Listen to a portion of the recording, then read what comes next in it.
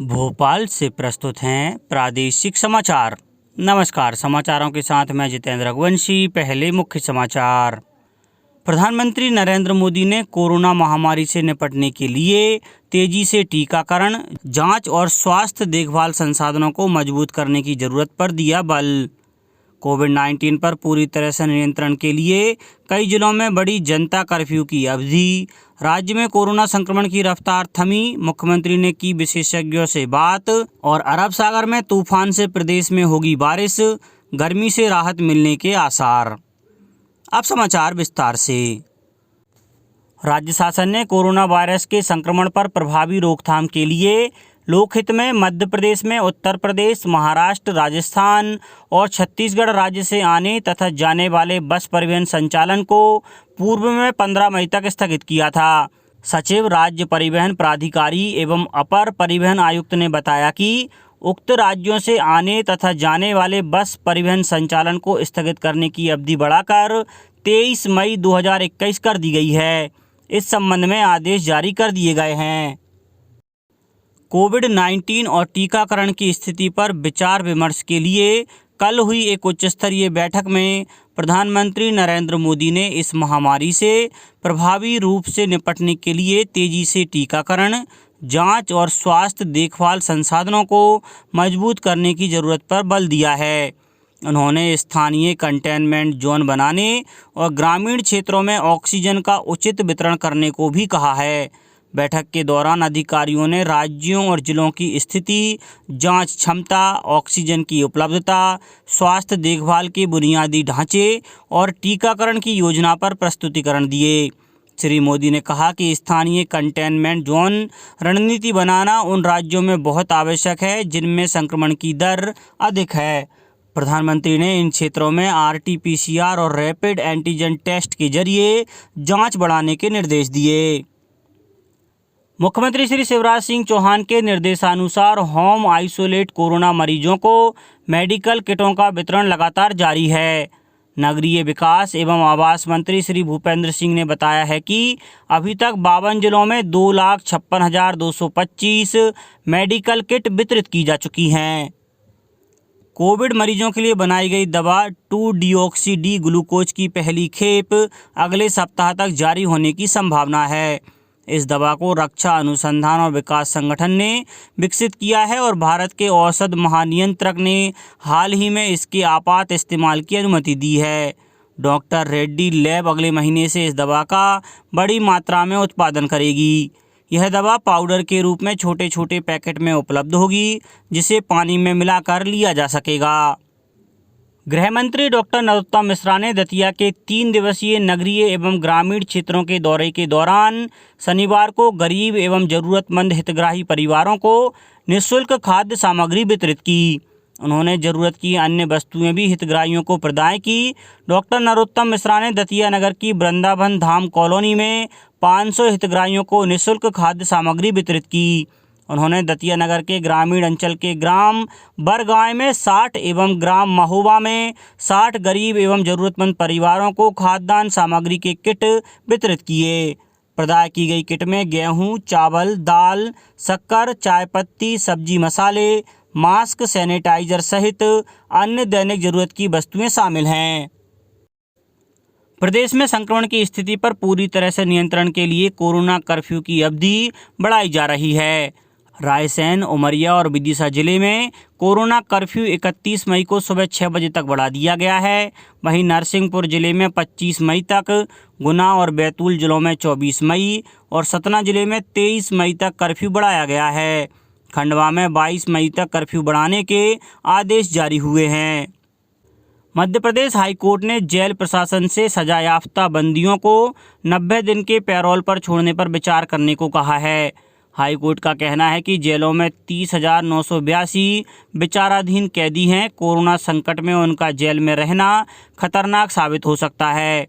High court ने अपने आदेश में 60 साल से अधिक उम्र के पुरुष कैदियों, 45 साल से अधिक की सभी महिला कैदियों, गर्भवती, बीमार और विचाराधीन कैदियों को प्राथमिकता देने को कहा है। हाईकोर्ट ने यह आदेश सुप्रीम कोर्ट की एक याचिका के आधार पर दिया है। मामले की अगली सुनवाई 17 मई को होगी। कोरोना संक्रमण से ठीक होने वाले मरीजों को ब्लैक फंगस तेजी से चपेट में ले रहा है। राजधानी में भी ब्लैक फंगस के मरीजों की संख्या लगातार बढ़ती जा रही है। भोपाल के हमीदिया अस्पताल में 3 दिन पहले शुरू 20 बिस्तर का म्यूकर वार्ड 3 दिन में ही फुल हो गया। खास बात यह है कि यहां नॉन म्यूकर मरीज के लिए आरक्षित 10 बेड में से 5 बेड पर ब्लैक फंगस के मरीजों को भर्ती कराना पड़ा है। हमीदिया में 9 मरीज कोविड वार्ड में भर्ती हैं। ये सभी कोरोना के साथ ब्लैक फंगस से पीड़ित हैं। हमीदिया में शनिवार तक ब्लैक फंगस के कुल 34 मरीज कोविड और नॉन कोविड वार्ड में भर्ती हैं। डॉक्टरों का कहना है कि अस्पताल में रोज 5 मरीज ब्लैक फंगस के आ रहे हैं। अब चिंता सता रही है, यदि ENT के नॉन म्यूकर मरीज आते हैं तो उनको कहां भर्ती करेंगे। मुख्यमंत्री शिवराज सिंह चौहान ने कल वीडियो कॉन्फ्रेंस द्वारा विभिन्न विशेषज्ञों से बातचीत कर कोरोना संक्रमण पर नियंत्रण के उपायों पर चर्चा की। उन्होंने मध्य प्रदेश कैडर के केंद्र या अन्य स्थानों पर प्रतिनियुक्ति पर पदस्थ अखिल भारतीय सेवा अधिकारियों के साथ भी कोविड-19 पर नियंत्रण के संबंध में चर्चा की। चर्चा में 32 IAS, 33 IPS, 8 IFS शामिल हुए। मुख्यमंत्री ने कल प्रदेश कांग्रेस अध्यक्ष कमलनाथ से भी फोन पर चर्चा कर उन्हें प्रदेश में कोरोना की वर्तमान स्थिति से अवगत कराया। इधर कोरोना संक्रमण की चैन तोड़ने लगाए गए लॉकडाउन और सख्ती का परिणाम अब दिखाई देने लगा है। प्रदेश में बीते 24 घंटे में 7,571 नए पॉजिटिव केस सामने आए। 1 महीने बाद यह पहला मौका है जब नए केस 8,000 से कम आए हैं। पॉजिटिविटी रेट भी घटकर 11% पर आ गया है। प्रदेश में अब कुल संक्रमित 7,24,279 हो गए हैं। इसमें से 6,17,396 संक्रमित कोरोना को मात देकर ठीक हो चुके हैं। प्रदेश में एक्टिव केस की संख्या 99,970 हो गई है। बीते 24 घंटे में इंदौर में 1,548, भोपाल में 1,241, ग्वालियर में 376 और जबलपुर में 301 नए संक्रमित मिले हैं। उधर भोपाल संभाग के आयुक्त कविंद्र कियावत ने कल अतिरिक्त पुलिस महानिदेशक साई मनोहर के साथ सीहोर जिले का दौरा किया। फिलहाल यहां संक्रमण दर 20% है। उधर सतना जिले के कोविड प्रभारी मंत्री रामखिलावन पटेल ने अपने मद से 200 ऑक्सीमीटर और 5,000 ग्लव्स भेंट किए हैं। शिवपुरी में 6 स्थानों पर 18 से 44 वर्ष तक की उम्र के लिए टीकाकरण शिविर आयोजित किए गए। उमरिया में कोरोना वॉलेंटियर कोरोना मरीजों के घरों और सार्वजनिक स्थलों पर सैनिटाइजेशन कर रहे हैं।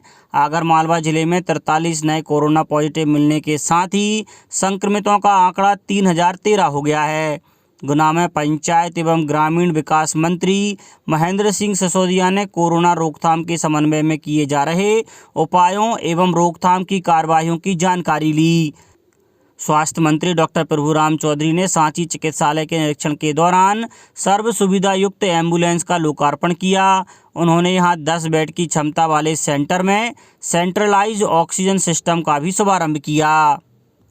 रक्षा अनुसंधान और विकास संगठन DRDO ने एक ऑक्सी केयर प्रणाली विकसित की है जिससे रोगी के शरीर में ऑक्सीजन की मात्रा स्थिर की जा सके। यह ऑक्सी केयर सिस्टम रोगी के शरीर में मौजूद ऑक्सीजन को भांप लेता है और उसके आधार पर जितना आवश्यक हो उतना ही ऑक्सीजन देता है। ऑक्सी केयर को घर, quarantine centre, Covid care centre और अस्पताल में इस्तेमाल किया जा सकता है। PM केयर्स फंड द्वारा 322 करोड़ रुपए की लागत से 1,50,000 यूनिट्स ऑक्सी केयर सिस्टम खरीदे जा रहे हैं। अब बात मौसम की। अरब सागर में चक्रवाती तूफान ताऊ-ते के प्रभाव से राजधानी सहित प्रदेश के कई जिलों में गरज चमक के साथ बौछारें पड़ने का सिलसिला शुरू हो सकता है। 18-19 मई को पूरे प्रदेश में तेज हवाएं चलने के साथ बरसात हो सकती है। पन्ना में बारिश होने की खबर है और सीहोर जिले में बादलों के असर से दिन के तापमान में गिरावट आई है। अब कुछ समाचार संक्षेप में। आगरमालवा कृषि उपज मंडी में 17 से 31 मई तक नीलामी कार्य बंद रहेगा। शिवपुरी जिले में कोरोना से स्वस्थ हुए मरीजों को जिला चिकित्सालय से डिस्चार्ज करते वक्त पौधा भेंट किया गया।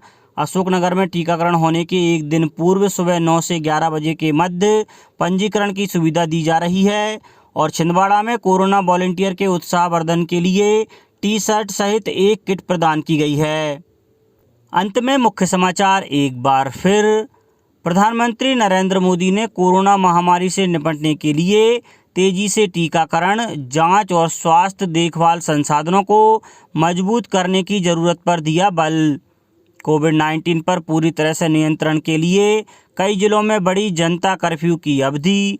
राज्य में कोरोना संक्रमण की रफ्तार थमी, मुख्यमंत्री ने की विशेषज्ञों से बात। और अरब सागर में तूफान से प्रदेश में होगी बारिश, गर्मी से राहत मिलने के आसार। इस बुलेटिन में इतना ही। घर पर रहिए, सुरक्षित रहिए और सुनते रहिए प्रादेशिक समाचार। नमस्कार।